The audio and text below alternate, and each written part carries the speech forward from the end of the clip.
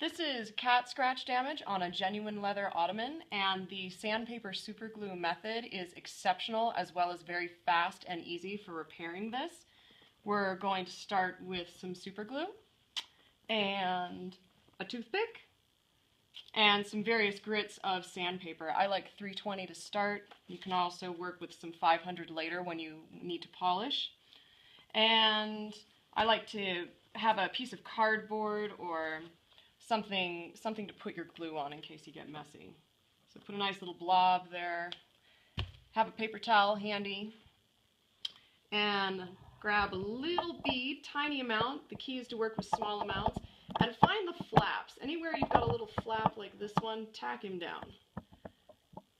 And if you get a little messy with the glue like I did right there, just come in, quick swipe, tack everybody down. The key is very small amounts of super glue. If you get too much glue spread across the surface of the leather, it will obscure the natural grain or texture. And anywhere you have these light spots are where the polyurethane coating of the leather has completely been scratched off, and a little drop right in the middle on that, it's actually suede, and smooth it out. We'll shore that up. We have one more big flap here. Basically, anything that you can feel should be repaired. But if you can't really feel the damage, don't repair it, because the Rub and Restore dye will probably correct that. So I've got my 320, and I'm going to sand in the general direction of the damage, very gently. And you can see I'm tearing that up right there. I didn't get enough glue on him. Come back in, tack him down a little more thoroughly, put some pressure on there, wipe off the excess, and maybe I need a gentler grit sandpaper. If you find that you're tearing up the surface, go with a finer grade.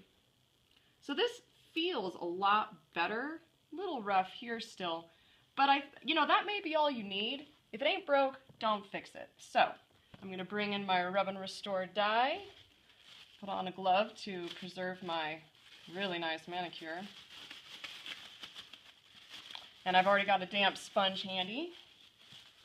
We're going to change this. This ottoman is sort of a walnut chocolatey brown color, but we want to go with mahogany and slop some dye on there. Okay, so now we're getting a more accurate reading of what our repair looks like.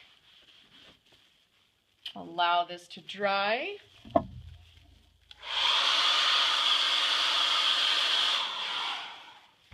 And from my angle, I can still see some pits and some valleys. So I'm going to come back with my toothpick.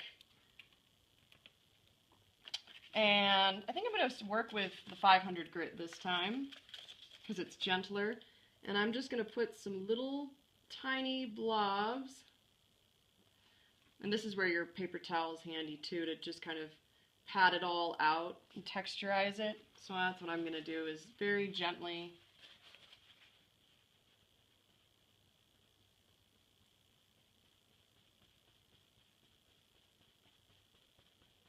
and gently sand.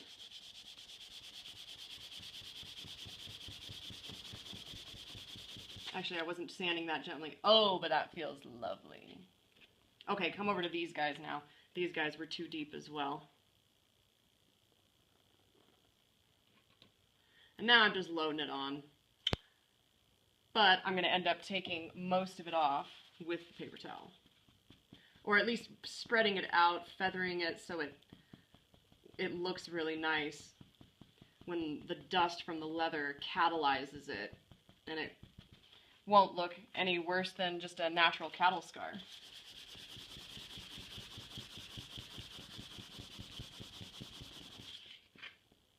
That feels great. And of course, the proof in the pudding is when you dye it. Does it look great?